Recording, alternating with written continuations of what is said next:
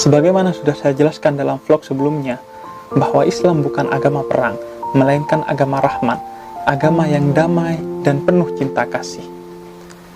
Sehingga dalam segala aspek dari agama ini, segalanya dipenuhi oleh rahmat, kedamaian, dan cinta kasih. Yang pertama, Tuhannya, yakni Allah Subhanahu wa Ta'ala, adalah zat yang memperkenalkan dirinya dalam Al-Quranul Karim dengan dua sifat utama, yakni Ar-Rahman dan Ar-Rahim. Dia yang maha pengasih lagi maha penyayang. Dia katakan dalam ayat Al-Quran, Bismillahirrahmanirrahim, wa rahmati wasi'at kulla syai', dalam surat Al-A'raf ayat 156, bahwa rahmat dan kasihnya itu meliputi segala sesuatu tanpa terkecuali, bahkan kepada hamba-hambanya yang mengingkari keberadaan dan eksistensi Tuhan itu sendiri, dia tetap memberikan rezeki dan rahmat kepada mereka.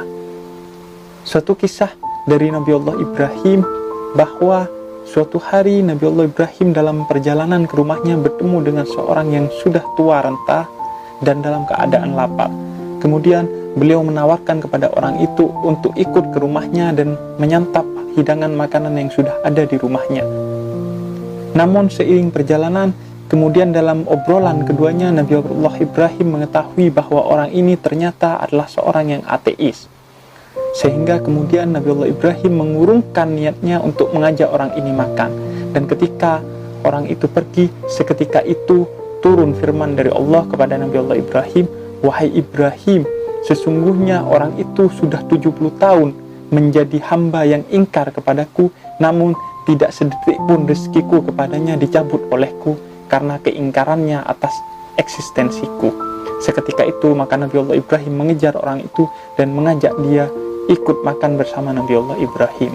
Lalu jika kemudian Tuhannya saja mengajarkan agar rahmatnya meliputi segala sesuatu, apa kemudian kita yang mengaku sebagai hambanya dan seorang muslim akan bersikap yang tidak rahmat, akan bersikap buruk kepada orang-orang yang bukan hanya berbeda Tuhan dengan kita, melainkan hanya sekedar berbeda agama atau bahkan sekedar berbeda pandangan? Tentu tidak. Kemudian nabinya, Nabi Muhammad SAW dijuluki sebagai Nabiur Rahmah, Nabi yang penuh damai dan cinta kasih, sehingga ia tidak akan memerangi siapa saja yang berdamai dengan dia, dan dia akan berbuat baik kepada siapa saja yang berbuat baik kepada dia. Sehingga kita dapati dalam sejarah, bahkan kepada orang-orang Taif yang menyerang beliau tidak membalas serangan itu, justru mendoakan agar orang-orang Taif itu kembali ke jalan Allah dan anak keturunannya menjadi pengikut dari Nabi Muhammad SAW. Ia menjadi satu-satunya nabi yang dalam akhir hayatnya memikirkan nasib umatnya setelahnya, dan ia adalah satu-satunya nabi yang kelak di padang mahsyar tidak menyebut kepada umatnya nafsi, sendiri-sendiri urusan kita. Namun beliau di padang mahsyar nanti mencari umatnya untuk kemudian memberikan pertolongan berupa syafaat kepada umatnya di bawah bendera Rasulullah SAW. Kemudian yang ketiga, kitab sucinya. Kitab sucinya Al-Quranul Karim tidak diperkenankan dibaca oleh umatnya kecuali harus diawali dengan nama Allah yang disandingkan kepada dua sifat utamanya tadi, yakni Ar-Rahman dan Ar-Rahim, dengan motivasi agar pembacaan kita terhadap Al-Quran dipenuhi dengan rasa damai dan cinta kasih. Semua inspirasi, ilmu, tuntunan yang kita dapatkan dalam Al-Quran harus dijalankan dalam koridor kedamaian dan cinta kasih kepada sesama. Yang keempat, nama Islam itu sendiri. Islam berasal kata dari salam yang berarti damai.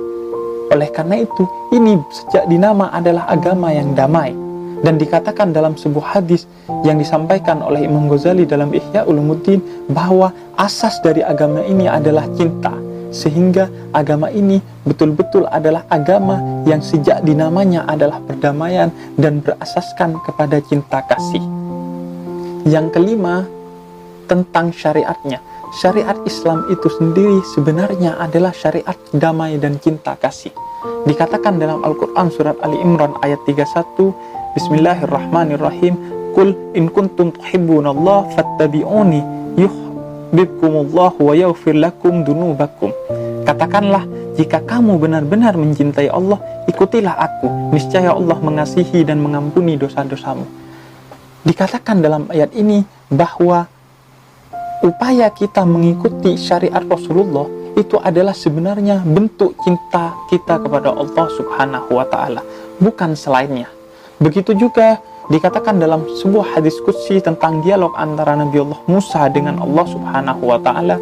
Allah berkata kepada Musa, "Wahai Musa, mana ibadahmu untukku?" Kemudian Nabi Musa menjawab, "Ya Allah, semua ibadahku untukmu." Dan Allah menjawab, "Tidak wahai Musa, ibadahmu itu untuk dirimu sendiri." Dan Nabi Musa bertanya, "Wahai Allah, apakah ibadah yang diperuntukkan untukmu itu?" Allah katakan kemudian, yaitu ibadah dengan memasukkan rasa bahagia ke dalam diri orang yang hancur hatinya.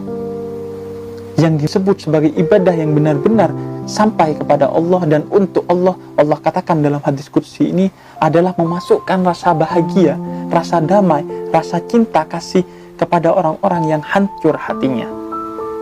Dan kemudian di hadis yang lain dikatakan oleh Rasul Shallallahu Alaihi Wasallam, takkan masuk surga kecuali kalian saling mencintai. Sehingga bisa disimpulkan bahwa seluruh aspek dari syariat Islam itu bertujuan untuk menumbuhkan rasa cinta kita kepada Allah Subhanahu wa Ta'ala dan rasa cinta kita kepada sesama manusia, bahkan seluruh makhluk, baik itu tumbuhan, hewan, maupun benda-benda mati yang ada di alam semesta.